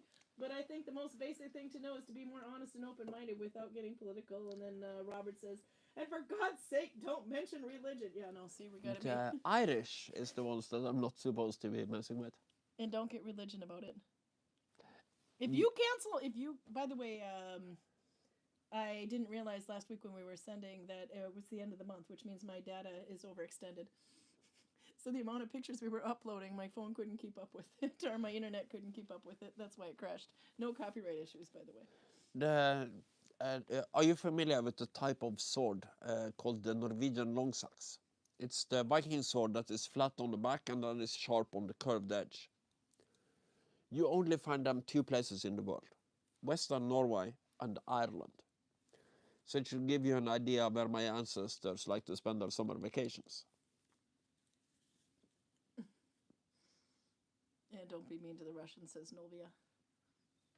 The Russians? Yeah, don't mess with the Russians. Karl is audible, Karin is not. Did I drop my thing? Ah! No battery. I should say no battery. My thing ran out of battery. Or maybe... Yeah, no, it's flashing at me. It's not happy. That, Oh, maybe it stays on. back when I see them occasionally now, but they're rare. Back when we had a lot of Russian tourists, I really loved guiding them. The first time I guided Russian tourists was a bloody nightmare. Yeah. Because they don't emote. Their faces are like this. All the time. So I had this Russian group, and it was obvious that this middle-aged woman was their group leader, because she was the one who did all the talking for the group. And the entire guided tour, she is following me around with a really sad face, like she has just stuffed a lemon into every orifice and tried to swallow them. She has this... That's quite descriptive. He has this face, and she's like standing this close to me the whole tour. And my tour contains a lot of jokes, and I kind of rely on seeing any kind of reaction from the tourists to know that I'm doing it right. And when all I see is this, I kind of get flustered. I'm a super experienced guide, but this still kind of gets to me. And at the very end of the tour, when I'm down by the gods, my ending of the tour is almost the same. I go, okay, and this is Frey. When I have small children on this tour, I'm always tempted to say that he is the god of cranes, so I don't have to explain what this thing is, and then I can smack his dick. And when I've done that, I ask if there are any questions, please feel free to ask, and I'll do my best to answer. And nobody has any questions, probably because I speak no English at all, except for this very sour lady. Then the very sour lady goes nose to nose with me, more or less. Like that. And then she says, that was very funny and extremely entertaining.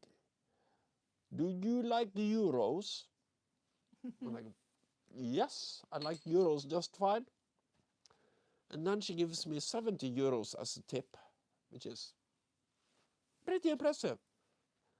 And That's a lot. apparently the Russians were happy. Wow. There you go. By the way, okay, so this is another thing I have to show you with this stitch too.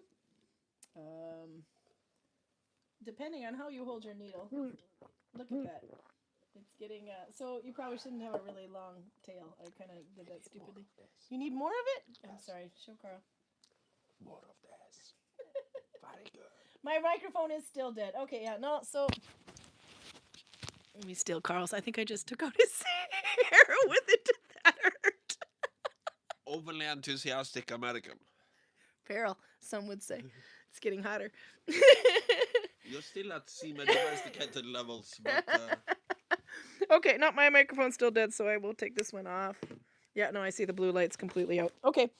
So this is something that'll happen, and it's because it's the way I run my needle through, I guess. You can try to counter it. This is actually something that a round needle could prevent. If you had, mine's flat for the most part. I don't know if you can see it. But if you had a round needle, it might prevent that because you have to kind of twist your needle to kind of counteract that. But because I have a long, this is why I should not have a long tail, because regardless, I always have this issue with the way I hold the needle.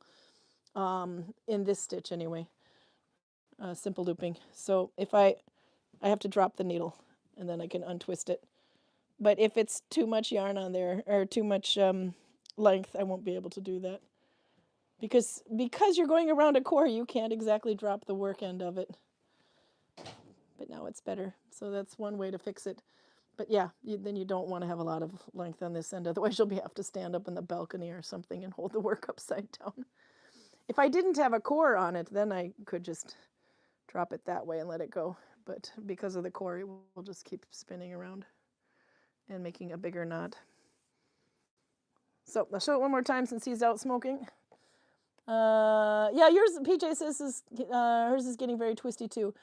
I have to keep stopping and twisting my needle around. Yeah, so that might be one of the benefits of having a round needle. But again, if you're one like me that likes flat needles, then you'll have to consciously try to fix that. Let's see, well, let's show this one again. So yeah, okay, let's call it simple looping around a core. To be honest, I kind of like that one better anyway, because it almost sounds, otherwise it almost sounds like it's two different stitches, and it's not. You're just introducing a core to the other stitch. So there we go, down there. Okay.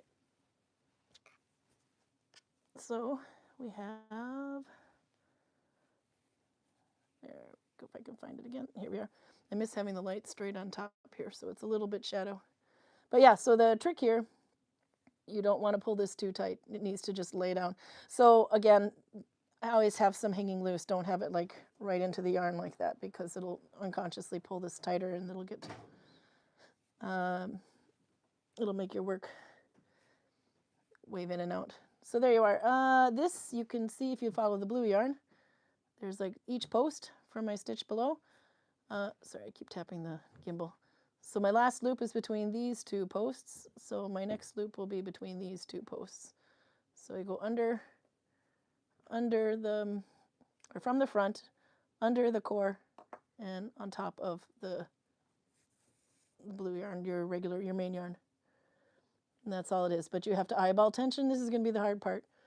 That's why I'm thinking a bag might be better, because if you're trying to make something that's for a first project, because if you're trying to make something that fits, your core and your gauge are going to change things quite a bit. So I think I'm being pretty daring here by trying to do a hat with this wool. I think if I was using, it was much easier actually with a stiffer fiber like the jute, and I would love to try one of these with raffia.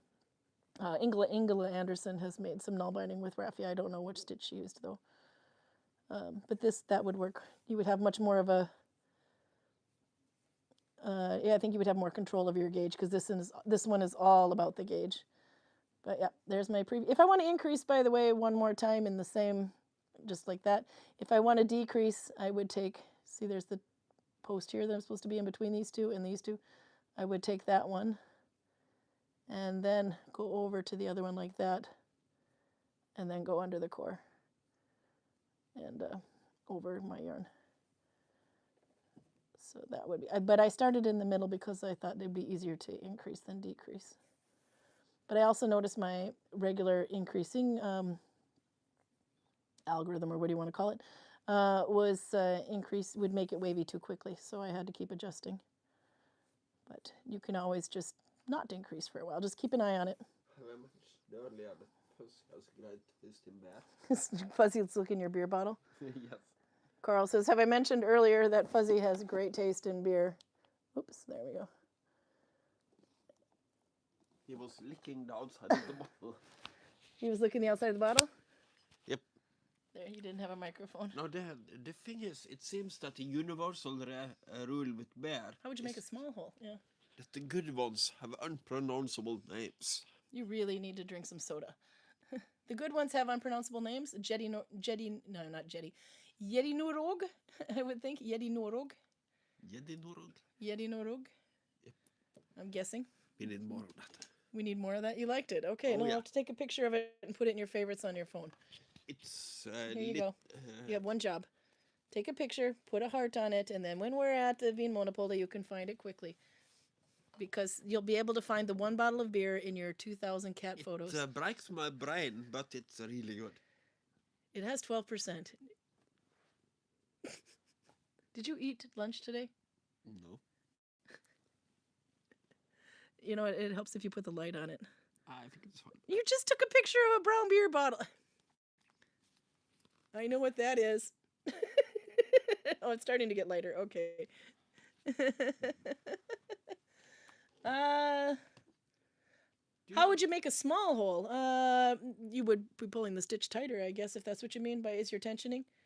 Or, and you don't connect for 1+ stitches, is what Nella says. So maybe Nella's understanding the question differently than I am.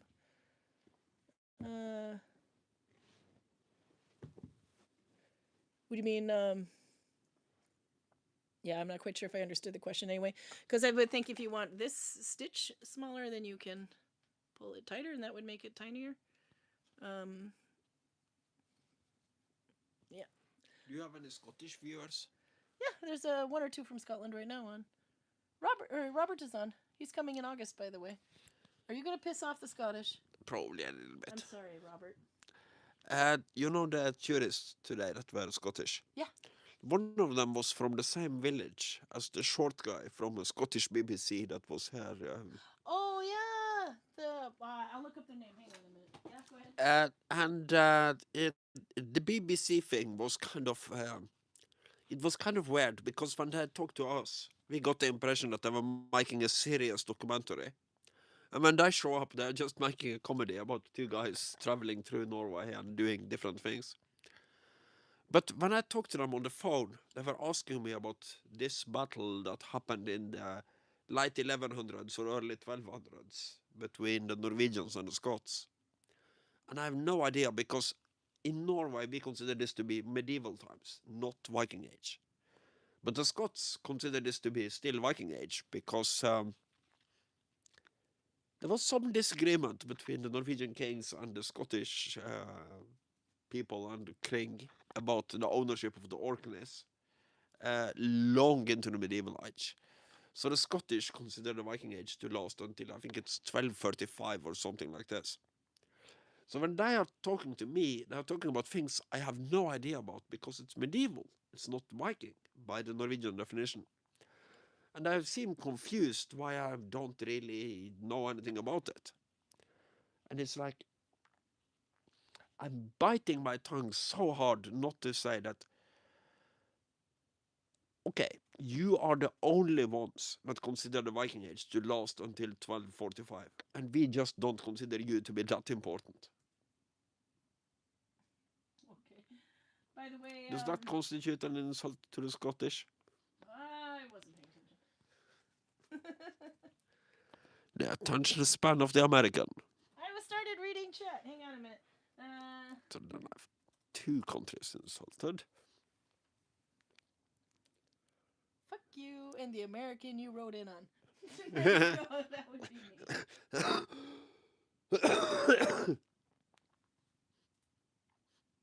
There you go. No, I was trying to find the name. It was either Martin Compston or Phil McHugh. I don't know which one's shorter. They were both a lot shorter than you. Yes, but one of them was shorter than the other one. And that's the guy who's from the same village. Well, in the picture that I linked in chat, they look the same height. That's trickery. But it does say Martin Compston's Norwegian Fling, and I have a feeling that the blonde one was running the show more than the dark-haired one. They were fun, though. They wanted to know if Vikings had helmets, and I said, no, only the ones from Minnesota have, horns. I had something to drink, too. Okay. And then I also linked in Sally Pointer's YouTube channel on there, so you can see. There's one video in particular. She's got a lot since I've been on there, by the way, but definitely, if you were interested in stinging nettles, for example, she is your go-to gal. There is one that I was looking up that I put Tybrind Vig and it came up for her. Let's see. Tybrind Vig. Ta-da. Let's see then what we come up with. Yeah, it says looped around a core, quote, Tybrind Vig, style Nalbinding in lime-bast cordage. She's got a nice video for that. But okay, so she's calling it loop around a core, hyphen the whole way through, or quote, Tybrind Vig. So she's on the same page with Nella here. Doesn't want to call it Tybrind Vig, but is in quote, Tybrind Vig. So somebody, I think, called it Tybrind Vig, and so that's what she's referring to. But you can see, she's doing a round stitch in this video anyway. It's about 4, I don't know how many minutes long total. But you can see how she does it anyway. Then the one that we're doing right now is showing up on there as well. Karl, we are almost at 8 o'clock. Is there anything you can think of that we haven't covered today? If there is a nation I haven't insulted, maybe. You're hopeless. Feral. You're feral today.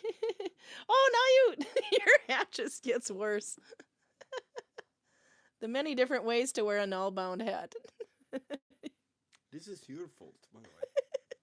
That is the only Arboga hat I ever made, just so you know. Robert, the Scottish, says Martin would be the short one. He's from Green. I would read that as Greenock, but I guess if I was Scotland, I'd be like Greenock. No. Just along the coast from Largs. Greenock. I don't know how you'd say that.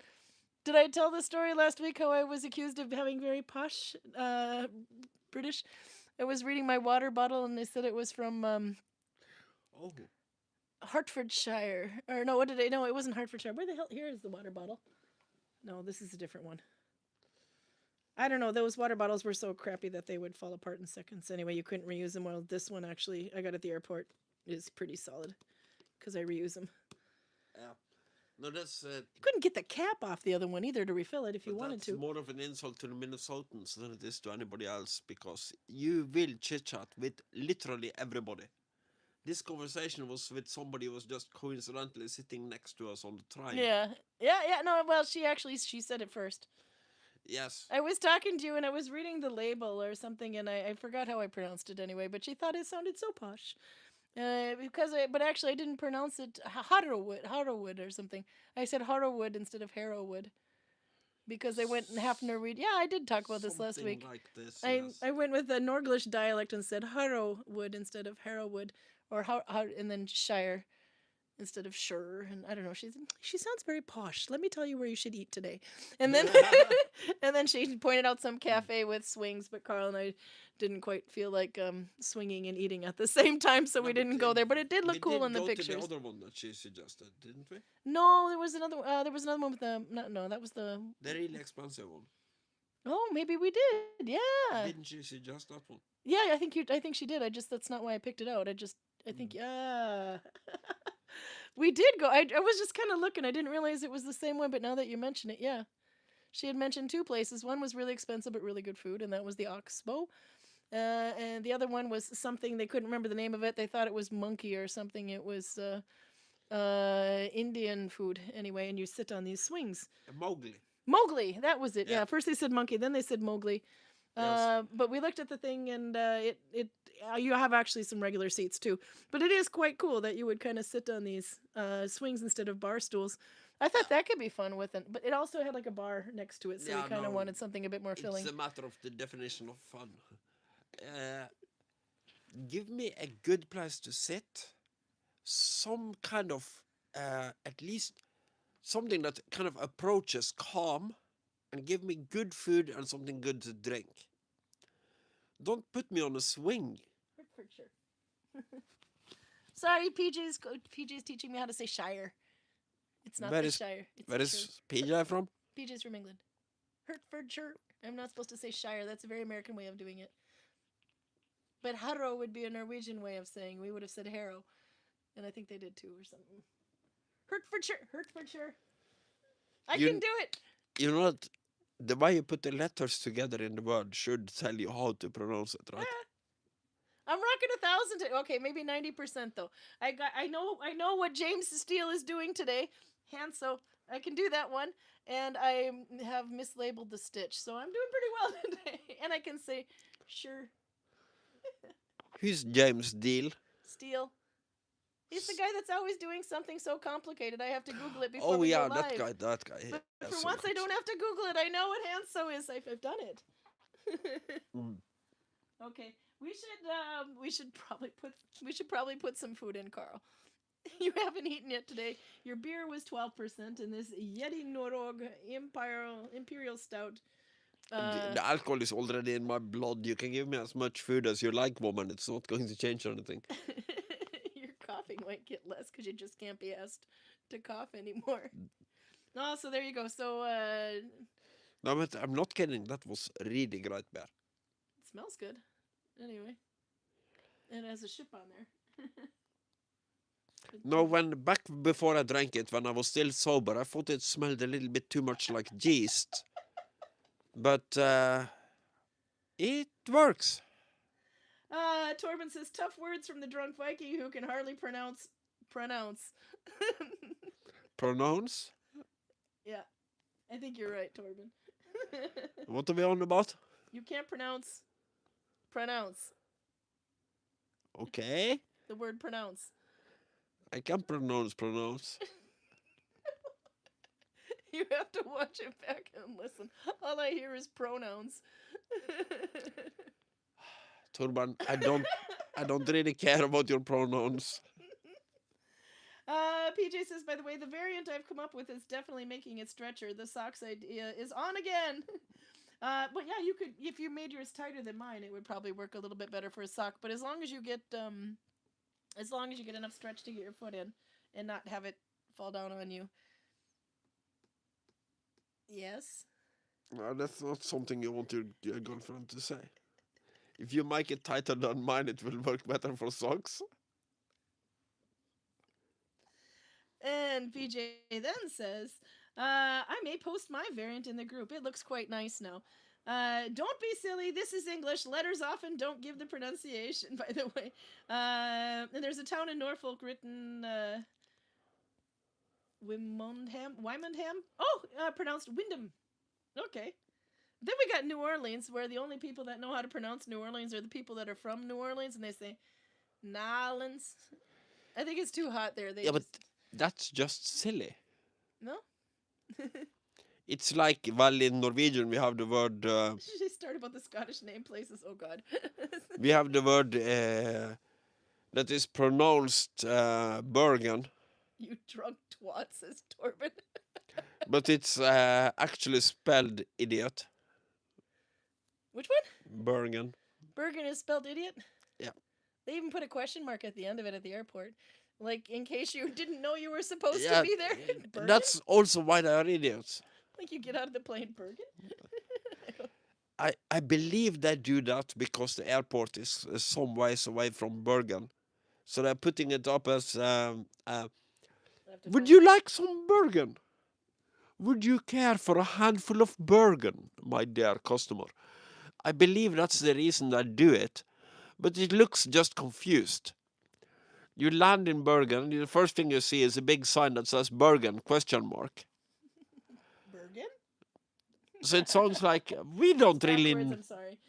we don't really know for sure, but you might be in Bergen. You might also be in Bristol or Birmingham or Belfast. We don't really care. That's what you see when you get out of the airport. Are you sure you're at the right spot? I don't understand why they put... Nobody does, really, why they put the question mark there. I don't get it either. No. It's a conundrum. These people are generally so arrogant that you would more expect an exclamation mark than a question mark on that. So it should more be Bergen than Bergen, maybe. But, well, it's a very odd choice. And it's a very big sign, so it's odd that I have decided to do it this way. PJ says that I was 60 before I learned how Arkansas is pronounced. Although that's American, which may explain the strange pronunciation. Okay, so I can screw it up over there. You can screw it up over in America. That'll be fine. But were you saying Arkansas? I think some people do that. Yeah, it's what because those second S's. Arkansas. It's Arkansas. You just insulted the people from Kansas now. Probably. Or the people from Arkansas. The way I understand it, you have Kansas, and then you have the people from Arkansas. That is like Kansas, but better. Yeah. Arkansas, an English pronunciation, a French approximation of a native annotation, or something like that, says Raymond. So Australia, Scotland, and England are all chiming in on how to say Arkansas. I like it. Okay, but anyway, now we're, I think you're... It's every time colonial power tries to use native words, it ends up being something really stupid. Yeah. Because when you ask the natives, what is this? And they answer, the answer is generally very direct. So it's, I don't know if this is a myth, the Australians can correct me if I'm wrong, but the word kangaroo basically just means I don't understand what you're saying. So some Englishman found a native Australian, pointed at the animal and said, "What's that?" And he says, "I don't understand what you're saying." And he says, "Oh, jolly good, thank you." And decides to call the animal, "I don't understand what you're saying." Karl. It's, is it the Gobi Desert? Gobi means desert. So, probably some Englishman, again, ask somebody from there, "Oh, what do you call this thing?" And he goes, "Well, it's a desert." And I go, "Okay, so let's call it desert then." So Gobi Desert means desert. And I told you how Canada got its name. It's a bad joke. It's a bad joke from the American side of the border. How Canada got its name. Back when they were trying to think of what a name it was, they had wise men sitting in a circle, maybe women, I don't know, and they were just kind of thinking, well, it's really hard to come up with a name. Maybe we should just start with some letters that really ring true for us. How about CA? And the other one says, yeah, how about NA? And the other one says, how about DA? And then it's Canada. It's such a bad joke. Did I have enough wise people in Canada to make a circle? Yes. And we have them in chat, so knock it the hell off, you bastard. No, I always thought that was a cute little joke. I got one more thing I can show. I forgot about it, so I'm going to steal the microphone in a minute. Somebody had asked a couple of weeks ago how I do embroidery on needle binding. I made a hat with this Isager tweed Irish wool, actually, that I bought at the train station, not realizing when I saw it online that it was not Norwegian wool. Anyway, but I wanted to test it, but I made a mistake. Chai tea also means TT. Yeah, I call it chai tea too. And people just look at me going, why? Okay, let's see. Push this down again.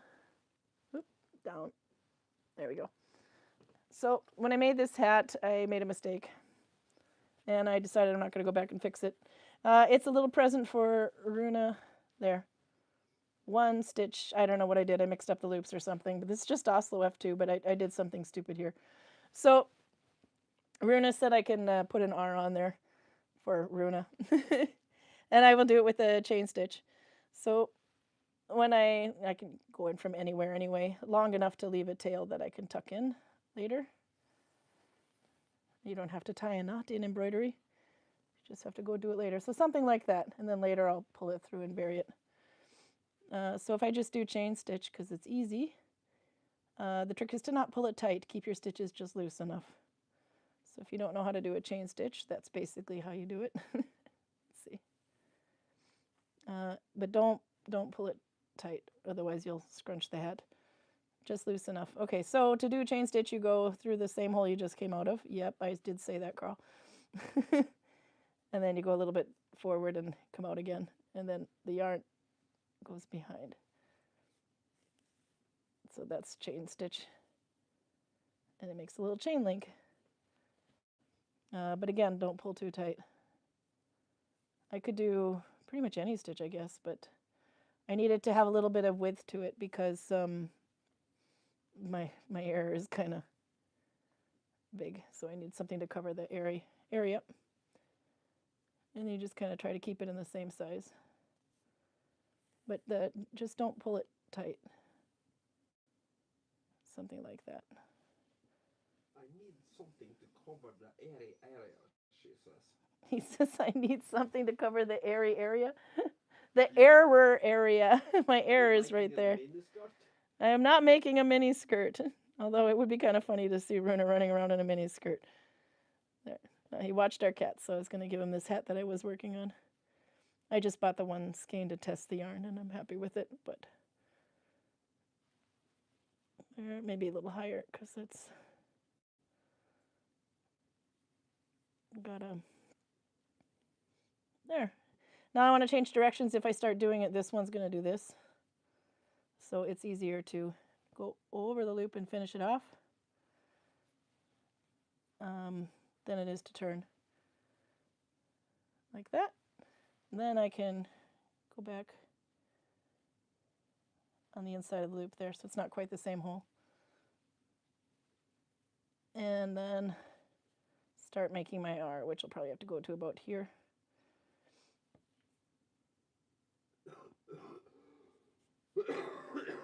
Let's see, like that. It won't be perfect, but then again, if it's perfect, then it's not as fun.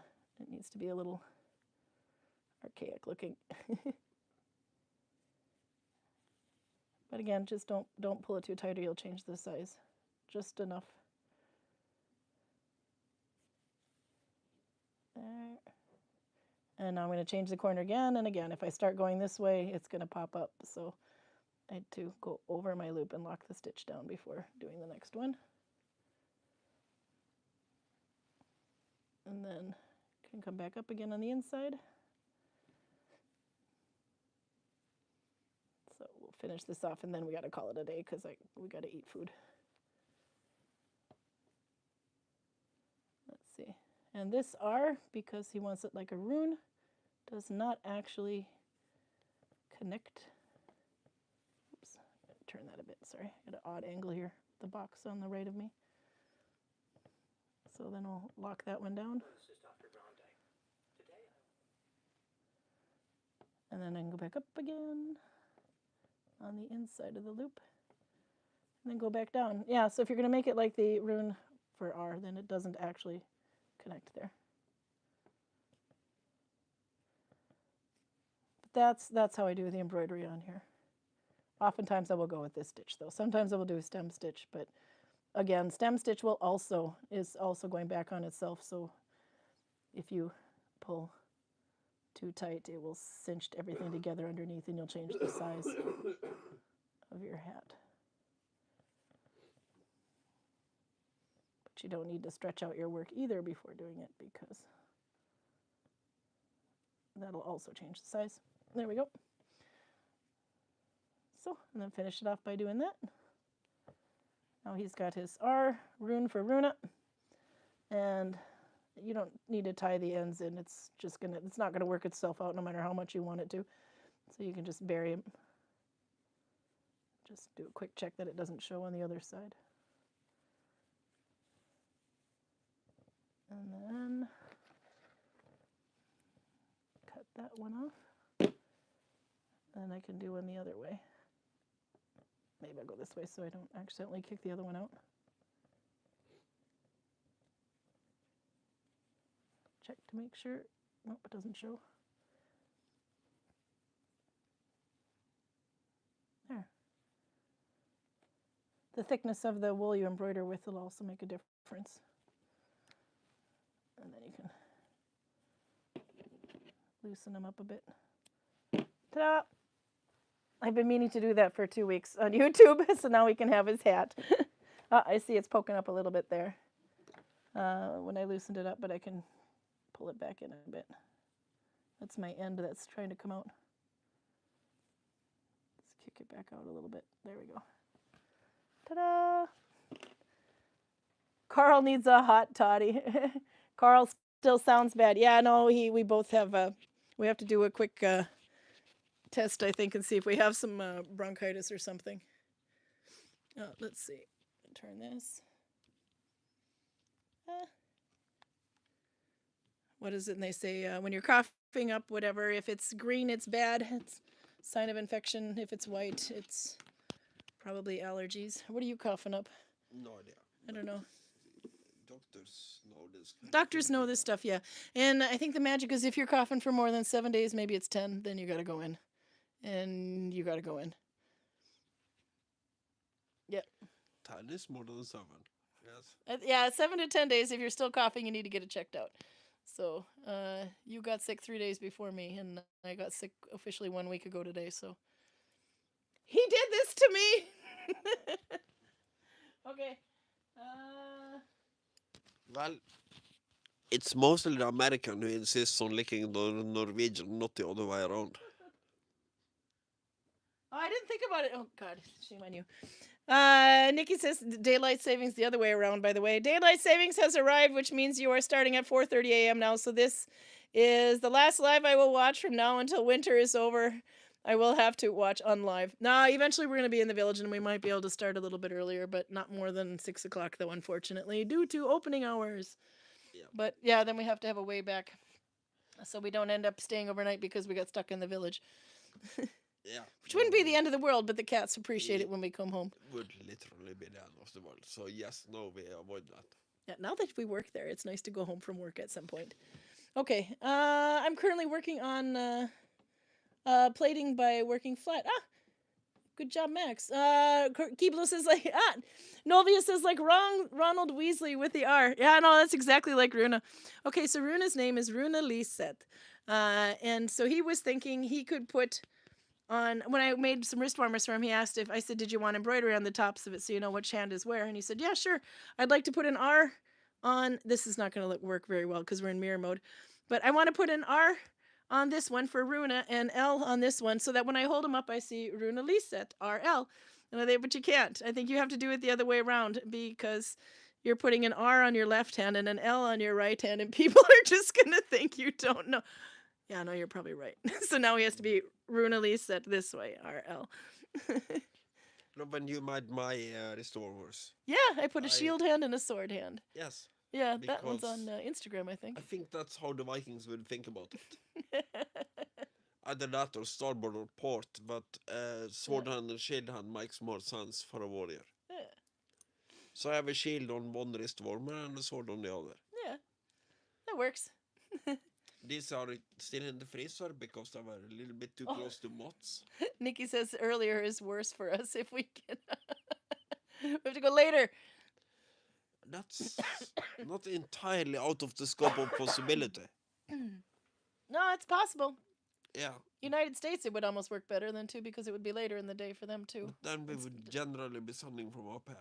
Yeah, it would be nice to get some village in there too, but it depends. But we'll give you, if it's a real big change, we'll give some notice. Like the day change. If it's a different day, then we try to post that as soon as possible. If it's last minute, it's going to be the same time. But usually at the end of every live, we'll say what time we're going next week. So for example, next week we don't have anything on the schedule for Saturday. How would I know? Yeah, hold this minute. I'll look real quick. Let's see. I forget now we're getting into the point where we've got cruise ships coming in left and right. Yeah, but it also doesn't matter for me at all. No, but it might not get back in time. That'd be the thing. Or if there's something going on, everyone else is stuck. No, that's not going to happen. Nobody gets stuck unless it's something super important. Yeah. And if that happens, we have to have a little bit of talk about overtime pay. Yep. But actually, there's nothing on the schedule for next Saturday in the evening hours, so we should be on at the same time anyway. I finished a headband and fingerless gloves and a set in Corgan and Mommin. Both look the same, so spinning lace wape this morning. Good job. And PJ will put some photos of my variant to be... Yeah, I want to see that one too, to see what they look like. Okay, and then Raymond, you might have to post photos of your yarn stash so we know that it's okay. I mean, we're really concerned about your yarn stash, that it's not on fire, that it's actually okay. Okay. Do you have any nations left in the chat that is not Greek and I have not insulted yet? Norway. I think I did, but I can probably do it Oh, again. no, for the rest of the world. Go ahead, bash your country one more time. Which part of Norway? Or well, all of you it? got Tregde, you've got Loftus, you've got Stavanger or Brumunddal. We've got Bergen, I think. Bergen, I'm sure I've already insulted. Bergen, we've insulted with it. Yeah, you're a horrible person. No, the Bergens, the people of Bergen are horrible people. They're very easy to insult. Nope. And they're also unsure where their airport is, hence the question mark. Yeah. But the people of Tregda basically... You haven't insulted South Africa. Go ahead, Tregde. I did. Either that, or you take it as a compliment that I compare you to the Dutch. And take my word for it, that's not a compliment. Okay, Tregde, you were saying? Because that's where your family is now. Now you're insulting your own. And they're basically Danish. Oh! That is an insult for a Norwegian. This Tregde is about as far south in Norway as you can possibly get. And have a house to live in. If you go any further south than that and you still want to live in Norway, you have to live in a lighthouse. So, they are so close to Danish that it makes no difference to me. New Zealand and Australia. Have you picked on them yet today? Aside from saying that everything in Australia, including the people, are hostile to human life, Yeah. I don't think I've said anything about the New Zealanders. But the New Zealanders are basically the criminals that were sent to Australia that were too timid to actually move to Australia. Oh, we already fell off the maps. You wrote I'm dying. So they decided to live in New Zealand with the Maori instead. Yeah. Okay, you gotta keep talking. I need to drink something. You need to jerk something? Yeah, no, I need to drink something. Yeah, no, by all means. I'll try to look at the chat, but in my experience, I can't really read the chat, so... Oh my god, stupid coughing spasms. My American just stopped working. Okay, no, I get a cough drop and I'll be fine. Yeah, no, so we're not quite there yet, but we will be soon. But yeah, a little bit more coffee. Look at that. The only thing I can see on the chat is that I think I haven't insulted South Africa already. But they're telling us to go see a doctor, I think. I did call you Dutch. And I'm not gonna die. A little bit, maybe. Just laugh out loud, Karin. Don't die, says Red Aspie. And I said, maybe I think I have to exchange my American for a newer model. Yep. I'm fine now. Crying in one eye, not in the other. Good job. It's a good thing my microphone isn't working. Okay, but that's just me actually putting on a lot of drama because they thought you needed to see a new doctor. You needed to go see a doctor and have some toddy because you were coughing so much. So I thought, I wasn't feeling enough empathy over here. So I had to up it one more time. Now, in the progress of whatever kind of disease this is, she is 2 days behind me. 3 days. Yeah. Today she is like I was 2 or 3 days ago. Yep. And I'm getting better. I'm still coughing, but I had 2 guided tours today, and it was fairly You gotta talk all day. unproblematic. Yeah, I just have to compute. I have to talk and walk and play with weapons. Yep. Guided tour is it's not just talking, it's a little bit more to it than that. But the good news is the fever, the everything else, the runny nose, well, maybe not now, but anyway, everything else is gone. It's just the cough that's stuck. no, we are not nuts, so we don't go to work if we have a fever. No. Also, distancing is not a problem for everybody else, and I have my own office, so I'm stuck. I'm hiding. Yeah, Nobody wants to come and visit me in the office anymore. They're like, no. It doesn't matter because we are not contagious anymore. No, we're not contagious. Can't possibly be. So if somebody thinks I'm contagious, I will happily lick them in the forehead and see what happens.